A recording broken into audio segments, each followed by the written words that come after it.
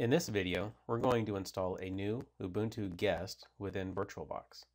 First thing you need to do is go out and get the latest download of the operating system.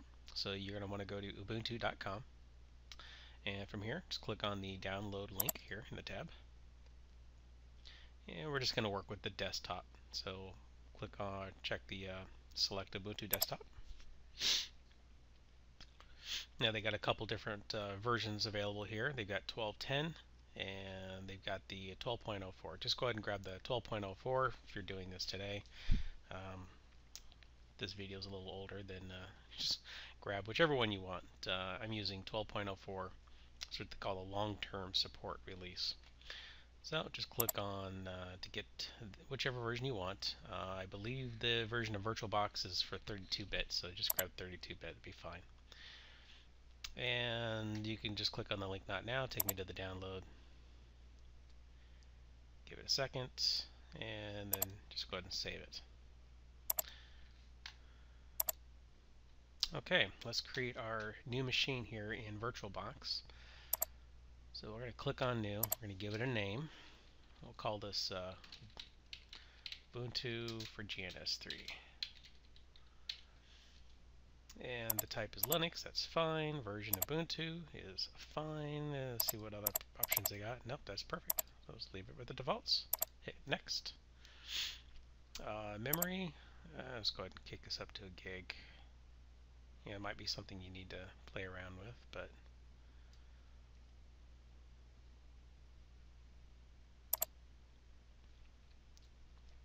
and we're going to create a virtual hard drive. And we're going to 8 gig. Okay, create that. And we're just going to use this in VirtualBox, so we'll create an actual VirtualBox disk image. You have options for other types of virtual drives that are interoperable with other software. That's fine though. Click next.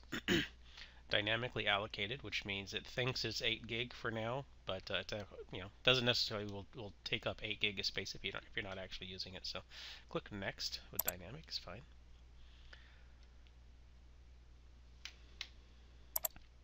And this of course is where you select the size, and I think 8 gig is fine. Boom, and it's done.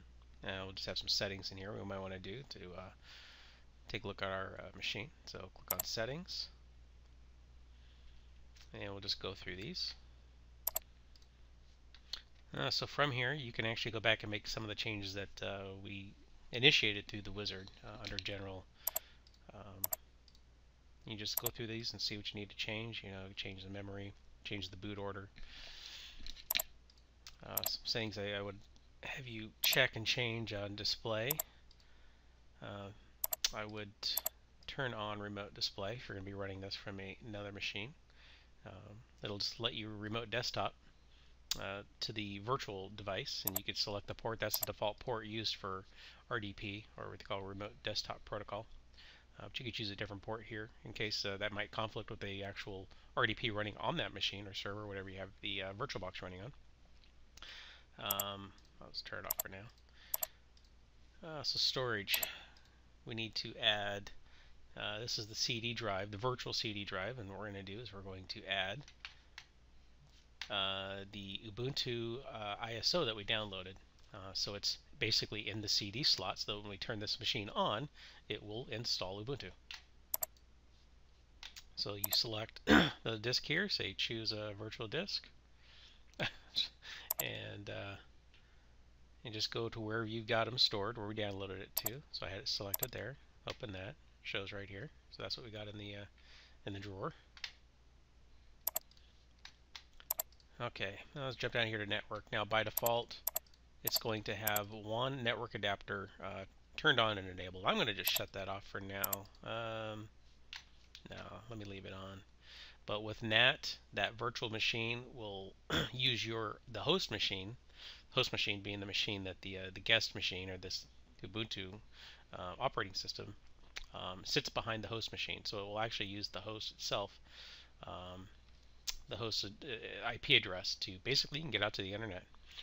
All right, or at least to reach your local LAN. and out to potentially out to the internet.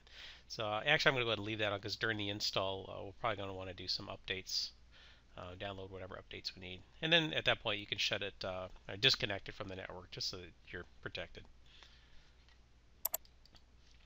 And we'll go down to shared folders, and this is where we could add.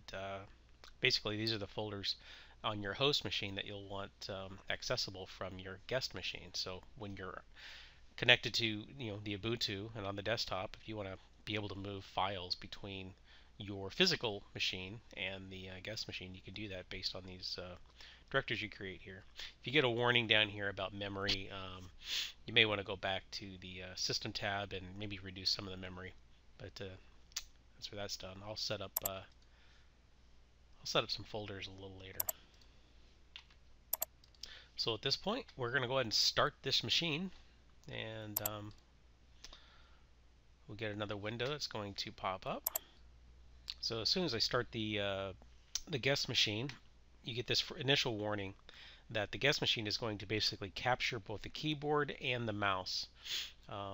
So that basically everything you do with your mouse and keyboard is actually happening on the virtual device and not your physical device. And it's just warning you because you want to know how to get out of that state. And it tells you that you can always look at the bottom right part of the, and I'll show you that screen here in a second. You look at the bottom right corner of the guest window, and you look for this little icon here, and next to that it'll tell you what the hotkey is, what they call the host key. And then right down here it's telling you it's the right control button.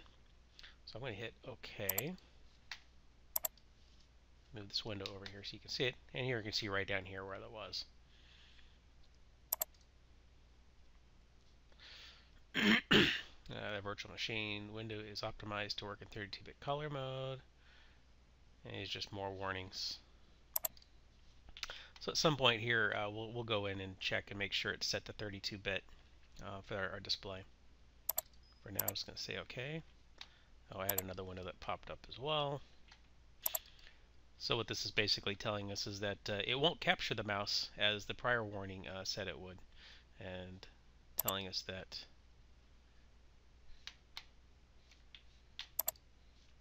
the mouse icon in the lower right hand corner will look like this if it doesn't capture. Let me center that. So you see down here you get the mouse pointing to the right, which means it captures the mouse when it's in here, but I can actually leave. Now I believe the keyboard is still going to be a problem, but at least the mouse we know works. Okay, now this part of the screen is saying we can either try or install. If we try, I believe it's just going to boot from the CD. We want to go ahead and install.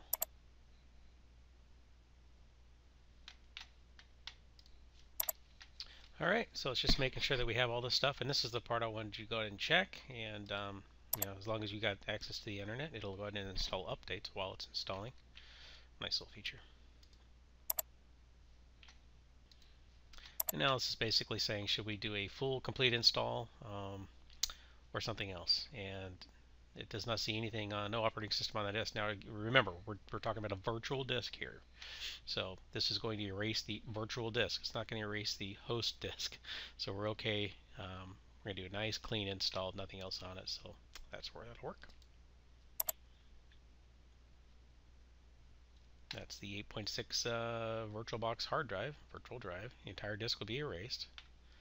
Just a warning. That's okay. Yes, install now.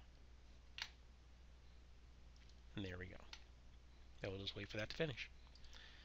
Alright, it wants to know where I'm at.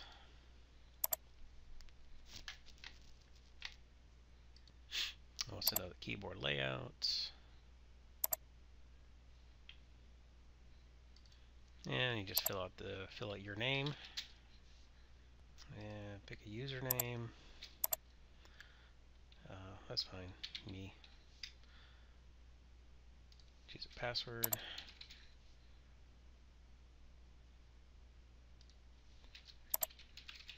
Verify your password. I'm just going to go ahead and just log me in automatically.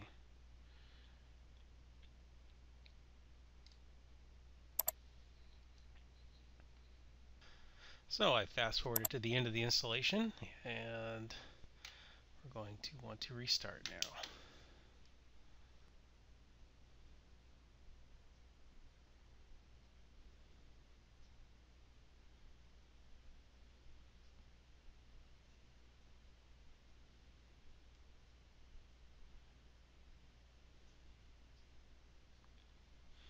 Okay, if you read this last part, it says to remove the installation media and close the tray. And we can actually do that. Oh, it looks like it already did. So the CD is now grayed out, which means the CD should be empty. So we're just going to click inside the window there and hit enter. And it says it'll now restart. I'm going to turn this same notification we got earlier. Just turn that off for good.